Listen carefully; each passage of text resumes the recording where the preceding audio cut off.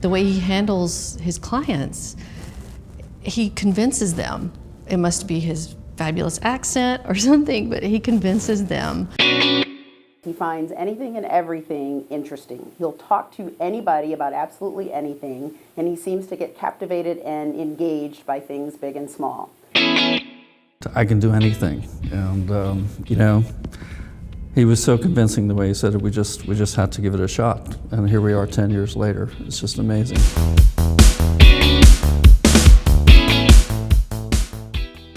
Julio has had amazing impact both on the industry of design, on IIDA, and on me personally through his incredible absorption with detail. And I mean that in an absolutely positive way. Julio is affable and amiable and easygoing, yet he is also very precise and exact. You know, I think as he progresses, the good news is that he's only in the beginning stages of his career in many ways, and we're really looking forward to the next 10, 15 years of just incredible contributions. He's so connected to the industry, not just New York, that it's impressive. When I travel, people know him. They know his name. One of my favorite memories is actually having to track Julio down in a back alley in Milan. He wandered off, saw an exhibit that he thought might be fascinating, and then kept going on to the next one and the next one. And I can pretty safely say that in my history of being at IIDA headquarters, Julio is the first international president that I've actually lost. 10 minutes later, we're still waiting for a cab. I said, let's go to Fifth Avenue. We walked over to the Fifth Avenue. I got him on the city bus. First time ever he rode the city bus.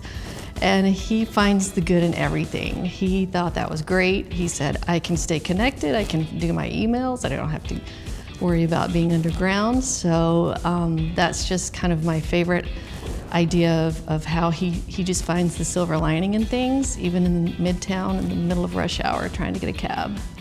I was expecting that he was telling me that he was in Moscow and with the developer and everything was good. Instead, he was telling me he was back in New York, and so what happened? And so he went to the border, you know, in Moscow and at customs, and for some reason the border patrol guy didn't take a liking to Julio and his Italian passport and ripped up his passport and basically sent him on his way. So he got a flight right back to New York. And in typical Julio fashion, said, well, I'm heading back. And so he got his passport reinstated, fixed up in the Italian embassy here in New York.